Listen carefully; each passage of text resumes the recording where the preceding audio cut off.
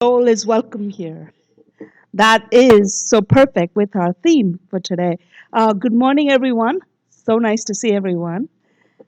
The theme for November is Living Everyday Wonder Home. The topic for today is Welcome to Your Dream Home. Our inspired reading for today is from Richard Rohr. Even Dorothy is guided forward to Oz and back to Kansas by her constant love and search for home. Home is another word for the spirit that we are, our true self in God. The self same moment that we find God in ourselves, we also find ourselves in God. I'm going to read that again. The self same moment that we find God in ourselves, we also find ourselves in God. Let's affirm together with deep feeling. I am at home wherever I go. Now I bring Reverend Kathleen. Thank you.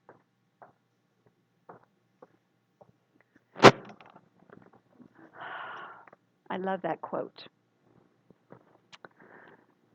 So, this is the final week of Living Everyday Wonder with a focus on home. And this entire month has been dedicated to the metaphor of the hero's journey. And there are many stages to it. I think there are 12 stages altogether, but the three that we've been focusing on are the departure, the initiation, and the return. And today is dedicated to the return, the final leg of the journey, the return home. So when we, as heroes of our own journey, every one of us, heroes of our own journey, return home,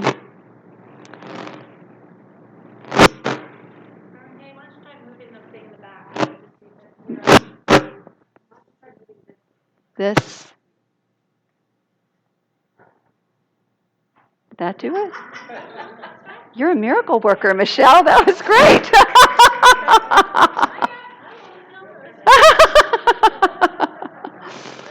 So when we return home from our hero's journey, we return as very different versions of ourselves than when we set off. As the hero, we have summoned the courage to set out in the journey to begin with. We have transcended perceived limitations, and all of this is inner work, right, that then translates into our actions in the world. And then we return home, and the return home is, as you've already guessed, I'm sure, to the true self within, that divine self that is whole, perfect, and complete, that is always unified with the one source. In fact, the one source is within us. That's our tapping point for that one source. And so it is an awakening, it's a realization, it's an opening to the infinite possibilities that we have available to us. So the journey is about being and becoming the best possible version of ourselves. The best possible version of ourselves. And because we're on an eternal journey, it's ever evolving. It's ever, ever evolving, even beyond this physical body. And so what happens then is we become more mature adults, psychologically and spiritually. That is what the whole process is. So what does it mean to be psychologically and spiritually mature as an adult?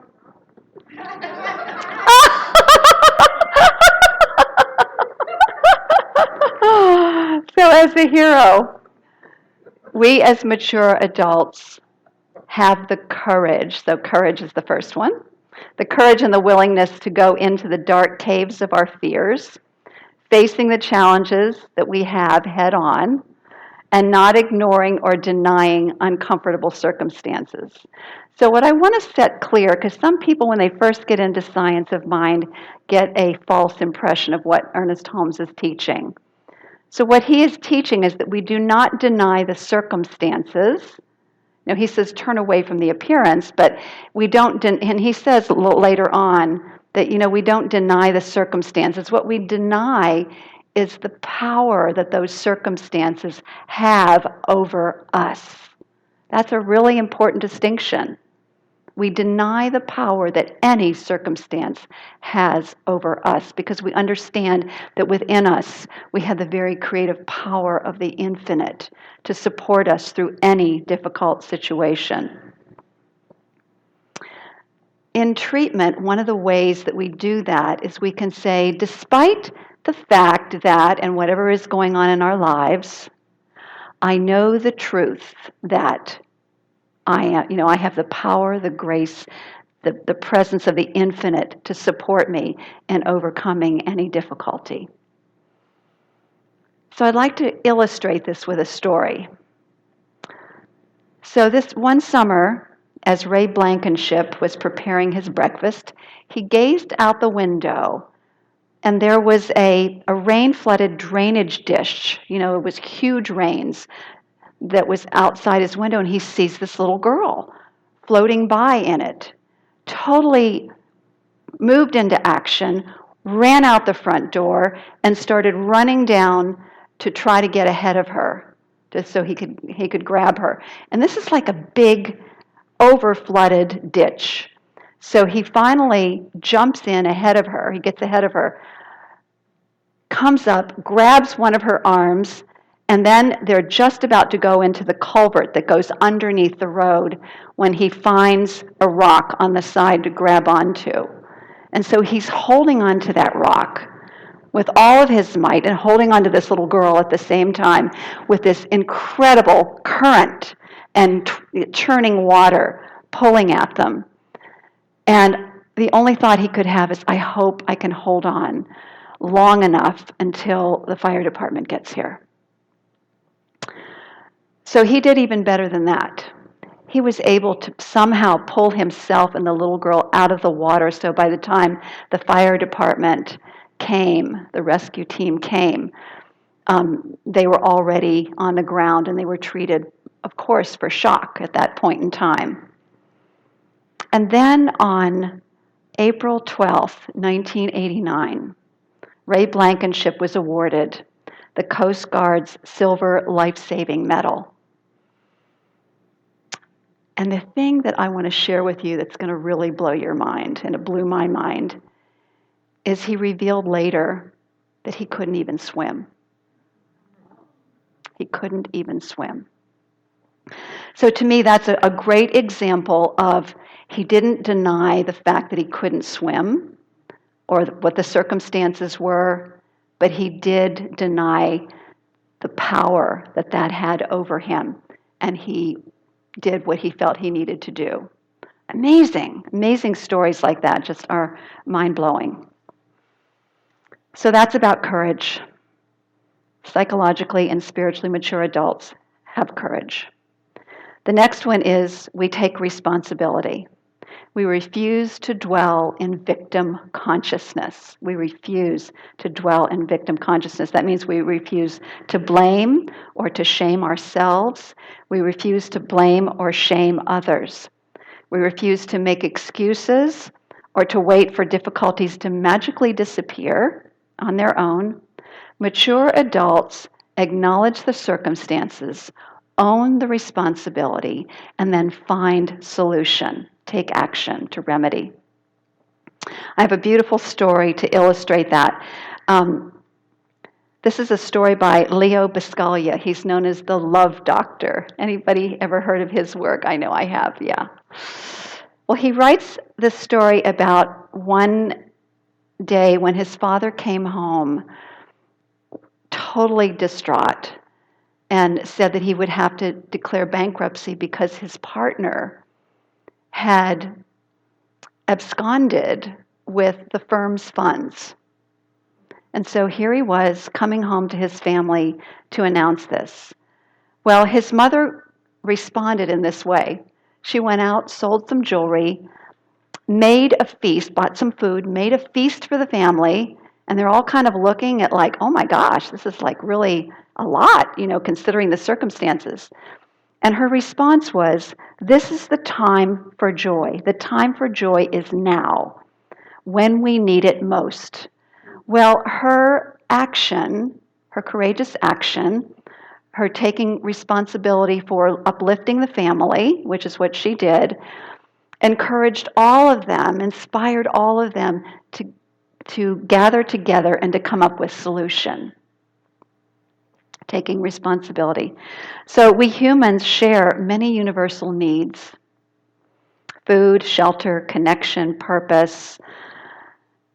And when those needs are not met in childhood, we can get very resentful. And then what can happen is that often as adults, we can tend to unconsciously look for someone to fulfill that unmet need. And so the moment that a partner does not fill that or a friend does not fill that unmet need, it triggers the old family of origin resentments, the feelings of victimization. And unfortunately, this is how most people live on our planet. However, not us. We're learning the difference, which is really powerful. So here's the thing, is that as awful as the situations are that many of us grew up in, that the window of opportunity to get those needs met by others has gone the moment we become an adult. And the only one obligated to meet those needs for us is us, we ourselves. So each and every one of you have the power within you to reparent yourselves. And that means practicing radical self-care. And when I was thinking about radical self-care, I was thinking of multiple things, because we talk about that a lot in this community, the importance of radical self-care. But when I was working with a spiritual coach for about a year, the first thing she started me with was coming up with a list of self-care things, practices that I could do, and that I would have to hold myself accountable to and report back to her how I was doing. So they were things like drinking sufficient water, eating healthy foods, getting plenty of exercise every day, doing my spiritual practices daily, getting enough sleep, all of those basics. Because here's the thing, when we do that, we are meeting our own needs rather than looking for someone else to do it. So this thing about radical self-care is such a powerful thing, and it even extends to self-talk. What is it that we say to ourselves in our own minds about ourselves? How do we talk to ourselves in our own minds? Are we a friend? Are we encouraging? Are we looking for the good? Or are we complaining, So that's another thing about a psychologically and spiritually mature adult, that if we notice that the voice within is not encouraging and loving, what we do is we go, "Oh," and we stop it, and then we start affirming the higher truth about ourselves. So all of this radical self-care then is the reparenting process, the process of parenting ourselves with the kind of message that we truly wanted to hear. That's taking responsibility.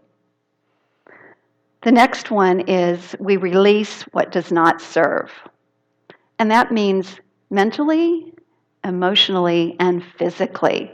So mentally and emotionally, it means decluttering our hearts and minds of beliefs, perspectives, and opinions that do not serve us.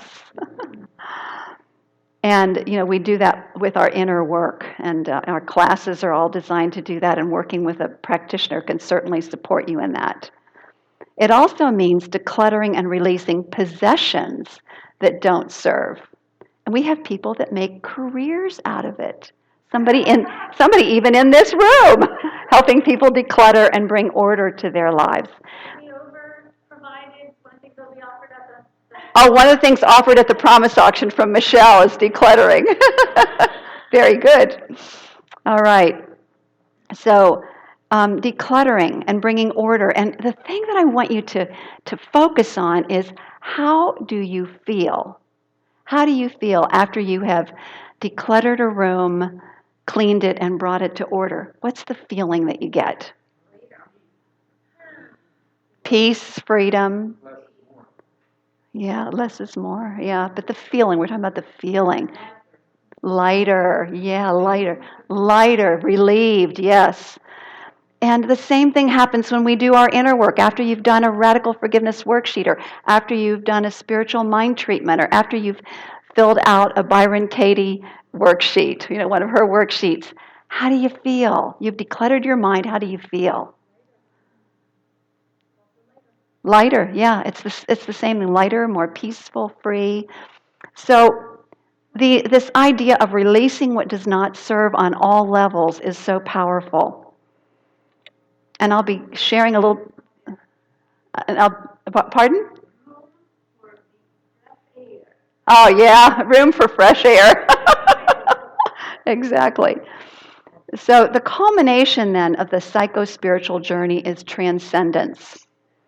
And we as heroes return home with insight, wisdom, power, all of these various awakenings to our true self that we've gleaned from the journey that is meant to be, and here's the word, shared. So we as spiritual adults recognize life as a gift, and we live purposefully with a commitment to serve the greater good, aware of interconnectedness, the interconnectedness of all life, and that love is the connective tissue. That's what connects us, or the connective energy that connects us all. So I'd like to illustrate actually the last two things, releasing what doesn't serve and transcendence, with a story. A young woman by the name of Ori Katerina absolutely loves cleaning, loves decluttering. One of Michelle's soul sisters. She loves it so much that in 2021 in Finland, she gave up her service manager job of a cleaning company. Her dream was to clean and clutter for free. Declutter. Clean and declutter for free. So it all began one day when a woman who was in very dire straits asked her for some support. This was a woman who had 3 children. Her husband had just taken his life, and the house was unbelievably dirty and cluttered. And the woman was so distraught she really couldn't function. So Ori came to her house, spent 2 full days scrubbing, cleaning, decluttering, organizing, and to which the magical thing happened, right, with this woman. The woman was crying in tears, thanking her. The children were hugging onto her and thanking her. And she said it was the most wonderful, it was heaven on earth. It was the most wonderful feeling that she felt in that moment. And that's when she knew that she wanted to do this for more and more and more people. Well, the interesting thing that happened is that now she has millions of fans on social media, of course, right? And she shares cleaning tips. And then people send in their requests and describe their situation. And she chooses from, she said, the dirtiest, grimiest homes with the people who need it the most. And so she, on a regular basis, she goes all over the world and cleans and declutters people's homes all over the world. And she has a corporate sponsor that pays all of her expenses, which is, she's living her dream. Isn't that beautiful? So the qualities of the mythic home, you could call it the mystic home, the mythic home, lie in the heart of every single one of us. What are those qualities? Unconditional love, peace, joy, wisdom, harmony, grace, beauty, all of that good, that the joy, all of those things that lie within us, they're already there. It's already given. And our role on the hero's journey is to uncover that, to reveal that, and then to be in service using our gifts and talents on the planet.